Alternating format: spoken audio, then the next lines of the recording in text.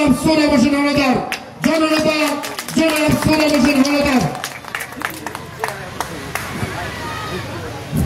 বিসমিল্লাহির রহমানির রহিম। আজকের এই জনসভার সম্মানিত সভাপতি উপস্থিত হয়েছেন এই সুখপুর ইউনিয়নের সাধারণ নেতা নেত্রী ভাইয়েরা, কর্মী ভাইয়েরা, আজকে আপনাদের ইউনিয়ন অনেকদিন সাউন্ড গেল। আজকে এই জনসভায় যিনি আমাদের মধ্যমণি হয়ে এসেছেন, মাদারীপুর 2 আসনের সাবেক সংসদ সদস্য এবং আগামী দিনের এই আসনের মনোনয়ন প্রত্যাশী হেলেন জেরিন খান, যার সঙ্গে আমরা গ্রামে গঞ্জে সকল জায়গায় এই বিএনপি এই প্রোগ্রামগুলোতে আমরা এসে থাকি। আমরা সাধারণত, আমি বিশেষ করে আমি জানি যে উনি একজন সৎ লোক, ওনার মধ্যে চাঁদাবাজি নেই, ওনার মধ্যে দখলদারিত্ব নেই, ওনার মধ্যে কোনো স্বজন প্রীতি নেই। তো এরকম নেতৃত্ব পিছনে থাকলেই তো মনে হয় দেশের জন্য মঙ্গল, দশের জন্য মঙ্গল। আমি দেখেছি আজকে হয়তো এখানে 17 বছর পরে মিটিং হতে যাচ্ছে, যেহেতু এতদিনের জনগণের সাথে জনগণকে দরকারও হয়নি এবং জনগণ এখানে আসেনি।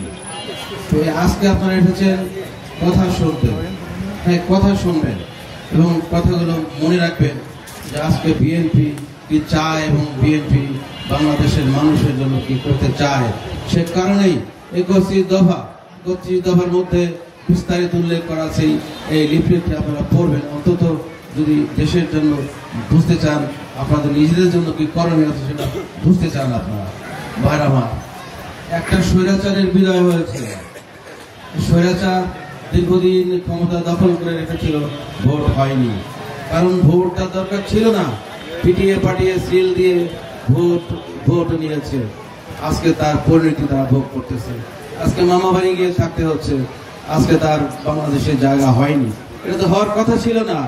একজন প্রধানমন্ত্রী, সে তো শপথ গ্রহণ করেছেন যে আমি জনগণের স্বার্থে কাজ করব, আমি রাষ্ট্রের স্বার্থে কাজ করব, আমি নাগরিকদের জানমাল নিরাপত্তা করব। তো সেই যদি গুলি করে, সেই চিন্তা পুলিশ বাহিনীদের মানুষকে গুলি করে, তাহলে মানুষের জায়গাটা কোথায় থাকে ভাই? মানুষের জায়গাটা উনি দখল করে নিয়েছিলেন। উনি ক্ষমতায় থাকতে চেয়েছিলেন যে দীর্ঘদিন ক্ষমতায় থেকে তার শাসন করবেন আর অত্যাচার করবেন, শাসনের নামে অপশাসন করবেন। তিনি তাই করেছেন বলে তার পরিণতি এটাই হয়েছে। তবে ভাই, যারা আজকে আওয়ামী লীগ করেন, আওয়ামী লীগ করা তো অন্যায় নয়। আওয়ামী লীগ তো একটা রাজনৈতিক দল। আওয়ামী লীগের মধ্যে যারা অন্যায়কারী, যারা অন্যায় করেছে, তাদের তো ক্ষমা হতে পারে না। তাদের এই বিচার হচ্ছে, আপনারা সমর্থন দেবেন। এই এলাকায়ও যারা আওয়ামী লীগ করেছেন, যারা মানুষের প্রতি অন্যায় করেছেন, যারা মানুষকে লুটপাট করেছেন, জায়গা দখল করেছেন, জমি দখল করেছেন, একজন দুর্বল মানুষকে যারা ফেলে দিয়েছেন, সেই সমস্ত মানুষদেরকে বিচার হওয়া উচিত। নাহলে আপনারাও আল্লাহর কাছে ঠেকা থাকবেন। আপনারাও তাহলে যারা ভালো মানুষ, আল্লাহর কাছে ঠেকা থাকবেন। এটা নিয়ে আমি বলি যে লুটপাট চাঁদাবাজির দিন শেষ, ভালো মানুষের বাংলাদেশ। এই ভালো মানুষের বাংলাদেশের মধ্যেই আমাদেরকে গড়ে তুলতে হবে আরো ভালো মানুষ, যাতে এই দেশটা সবচেয়ে দেশ হয়। এই দেশ তো একসময় স্বর্ণযুগে ছিল, একসময় পাকিস্তানে বলে আমরা দেখেছি যে মানুষে কত সৌভাগ্য। আজকে কোথায় আমাদের সমাজ ব্যবস্থা কোথায় গিয়েছে? আজকে কেউ কাউকে সহ্য করতে পারে না, কেউ কার ভালো দেখতে পারে না। এর থেকে আমাদের দূরে থাকতে হবে ভাইরা আমার। আজকে তারেক রহমান হাজার মাইল দূরে আছেন, তিনি আসবেন মনে হয় এক সপ্তাহের মধ্যেই তিনি আসবেন বাংলাদেশে। তিনি আসবেন, আপনাদের সঙ্গে তিনি দেখা করবেন, সাক্ষাৎ করবেন, আপনাদের ভালোবাসায় সিদ্ধ হবে। এই দিনটার অপেক্ষায় আমরা আসি ভাইরা। তো ভাইরা, এখন বক্তব্য দিবেন আরো 2জন নেতৃবৃন্দ আছেন। আমি আপনাদের বলতে চাই যে আপনার ভোট, আমার ভোট আমি দেব, যাকে খুশি তাকে দেব। তো ধানের শীষে ভোট এই জন্যই দিবেন যে ধানের শীষে কোনো খারাপ লোক নেই। আছে বর্তমানে কিছু চাঁদাবাজ আছে, এটা আছে চাঁদাবাজ বিএনপির আছে, সেইখানে দল কিন্তু ব্যবস্থা গ্রহণ করেছে। 7,000 নেতাকর্মীকে বহিষ্কার করা হয়েছে দল থেকে। এটা দলের হাতে থাকে থাকে অস্ত্র থাকে বহিষ্কার, এছাড়া আর তো কিছু থাকে না। জায়গা জমি তো আমার নামে নাই, তার কারণে নামে নাই, এখান থেকে বঞ্চিত করবো। তো এইটা তাদেরকে বহিষ্কার করা হয়েছে। এই ব্যবস্থাও তো আওয়ামী লীগ নেয়নি, তাহলে আজকে দেশের অবস্থা এরকম হয় না।